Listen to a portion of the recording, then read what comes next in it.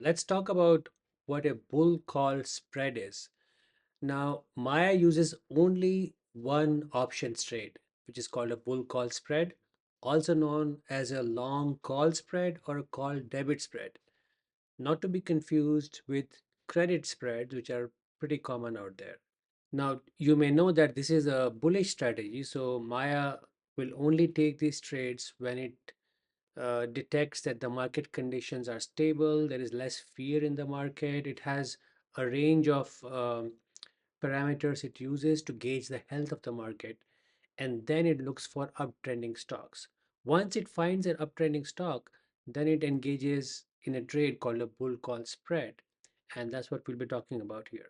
Now, before we proceed, I do want to mention that Maya does not take the opposite trade of a bull call spread, which is known as a bear put spread, which is commonly used if you want to bet bearish. So if markets are dumping or tanking, people use that sometimes to make money from a drop in the market. The reason for that is that based on extensive back tests going back 10 years, we realized that the win rate of bear put spreads is really bad. So Maya focuses purely on bull call spreads, and it should be obvious that it'll make the most money when markets are trending up. When markets go down or go sideways, it becomes conservative and either reduces trading or completely stops trading, waiting for the market direction to turn again. So having said that, now let's proceed with the bull call spread. So the bull call spread consists of two simultaneous transactions. So if you are new to options, you must know that you can either buy a call or a put. There are only two options to buy. Now you can combine them and create different kinds of strategies. The simplest strategy out there is called a vertical spread, which is what a bull call spread is. So what is a vertical spread? In this case, let's take an example. So let's say Google is trading at $317 per share. If you buy one Google option, the 315 call option, and you sell a 320 call option at the same time. So do note that you are buying and selling a call at the same time as one unit. It's one trade. You are not legging into the trade, which sometimes what people do is they will buy a 315 call and then wait for a few days to leg in and add the second leg later. That is a practice which is really dangerous, especially for small accounts, and uses a lot of margin power. So my recommendation is always enter the vertical spread at the same time as a single unit and exit as a single unit too. So going back to the Google example, the easiest way to describe this trade is you are buying a Google 315, 320 call spread. So uh, you are buying a 315 call, selling a 320 call, and that constructs your call spread. And why did I say buying instead of selling? Because it's a debit spread. So when you buy an in the money call option and you sell an out of the money call option, the in the money call option will be more expensive than the out of the money. So it'll always be a debit. Okay, so just a quick difference between buying call spread and just buying calls. So buying a call option is usually much costlier than buying a spread. When you buy a spread, the call that you're selling helps you finance the call you're buying, thereby reducing your initial outlay. This works really good when you start with a small account. However, the theoretical profit potential of a call spread is limited as opposed to buying a call option. We'll get into that in a bit. So here is an example again. So the Google spread we talked about is on the left side. The cost is $250 to buy that spread. Now the math becomes really easy. That's why I said earlier, this is the simplest options trading strategy out there. Even without looking at your platform, you can figure out how much a spread will cost you. So in this example, the current price of Google is 317. So we always buy at the money call spreads. So at the money call spread is that you would buy the long call just below the current price and sell the call, the 320 call in this case, above the current price. So 315, 320, price is right in the middle, which is 317. And how much will it cost? Always $250. So the math goes like this. First, find out the width of the spread you are buying. So the width is as simple as the short call minus the long call. So 320 minus 315 is what? It's $5. And the cost is just divide the width by 2. So the width is 5 divided by 2 is 2.5. Now options have a multiplier of 100, so 2.5 actually becomes 250. So it's always the same. No guesswork here. So just take the width of your call spread and divide by 2. That is the price you should pay to buy the spread. Now switching back to the right side, which is just buying a regular call option. So again, if Google's price is 317 and you're just buying a 315 call, then the cost would be $1,250. So if you can see that, the cost is way higher than just buying a spread. And this is a big factor for smaller accounts, and also limiting your losses, because if you take one trade, a vertical spread for 250, you can take five of these trades, which will equal to just buying one call option.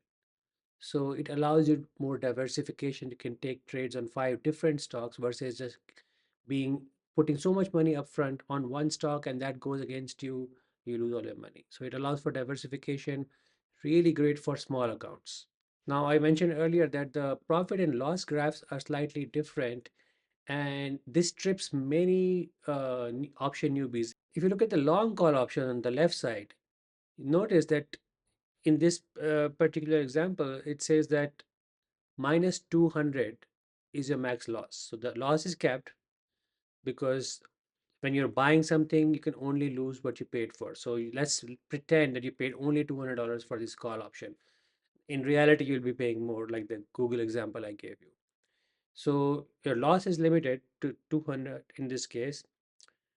The profit, look at that arrow, it goes to infinity.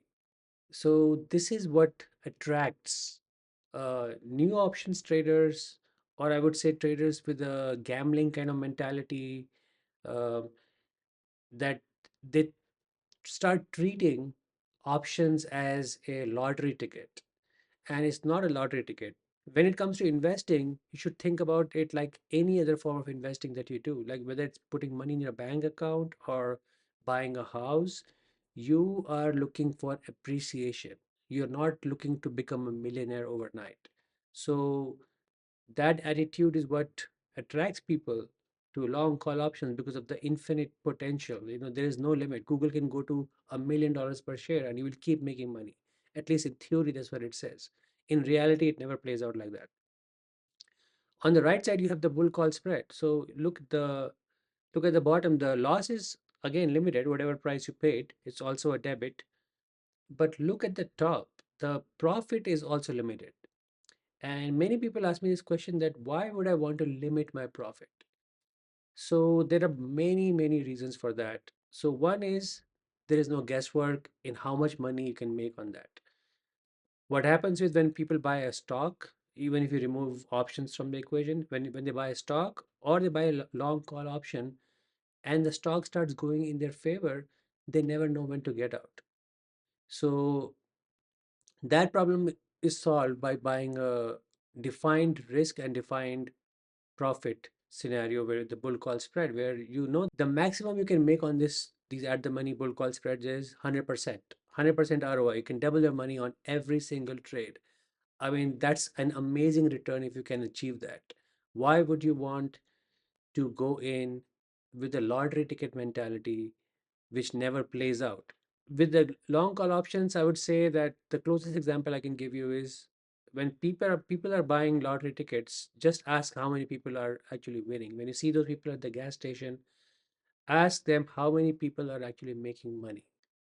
So that's the same thing that happens with the call options. And if you have traded call options yourself, you would automatically know that you end up losing money anyway, no matter what you do. So here are a few reasons why debit spreads are better. than naked call option. So lower initial outlay, as I mentioned, you pay less price. You were paying 250 for the vertical spread, and you were paying 1250 for the call option. There is lower risk because you paid less, better for small accounts, irrespective of the expiration date or the stock price, spreads cost the same. So with long call options, if you buy a long dated call options, let's say instead of 30-day expiration, you choose 60-day expiration or 90-day expiration. The more time you buy, the more you will end up paying for that. With vertical spreads, it doesn't matter. Like irrespective of how much time you're buying, it costs exactly the same. Now, spreads let you participate in higher price equities. Now, in this example, I gave you Google example. Google is trading for $317 per share. So the call option was only costing 1250. Now, imagine if you take a stock which, like say BKNG is one stock, Booking Holdings. Uh, at one point, it was trading for $2400 per share. If you buy a long call option with a stock that is that high priced, you'll most likely end up shelling out thousands and thousands of dollars. So the price starts becoming prohibitively expensive as the price of the stock goes up. And what that does is that limits your universe of what stocks you can trade. So with debit spread, it lets you trade any stock. The stock could be trading at $1,000 per share. The spread will still cost you the same amount as a $10 stock. And the biggest one is the no exposure to the option demon. So, uh, options are multidimensional. So you have things like theta, implied volatility, gamma, a lot of things working against you. And many option newbies get into options not knowing how these work. And that's why they lose money when they buy call options, because call options are a wasting asset. Every day you're holding a call option, you are losing money if the stock is not going in your direction. So with spreads, all these, implied volatility, time decay, are cancelled out by the between the long call and the short call that you sold. And finally, fixed profits, which I already mentioned, it basically takes your emotions out of the equation because you are never holding an option in the hopes that it can go to infinity. So having a defined reward is a good thing. Okay, so now that we have it out of our way, let's quickly look at how how this example that I gave you earlier, the Google call spread would look like. So this is a screenshot of Think or Swim. And if you're even like new to options, you know that on the left side you have call options, on the right side you have put options. So in this particular example, I'm showing you an expiration of 26 December, which is 25 days out. And to buy a call spread, all you do is right click on 315. The example we had was it was a 315 320 call spread. So you right click on 315, say buy vertical, and what will happen is uh, the platform will automatically populate everything for you. So you can see that at the bottom, the order entry tools, it says that you're buying a 315 call, which is also confirmed by the +1 sign shown on the left side, and you're selling a 320 call, and it's confirmed by the -1 sign on the left side, and then it's showing you how much it costs right now. So right now in this example, it's saying 263, but we only place limit orders, so you would actually change it to 250. Now there is another video which goes into details on how to open a bull call spread. Um, so make sure you look that. That is also linked uh, with this video on this page. But in this video, I just wanted to talk about at a very high level what a bull call spread is. So hope that makes sense, and we'll see you in the next video.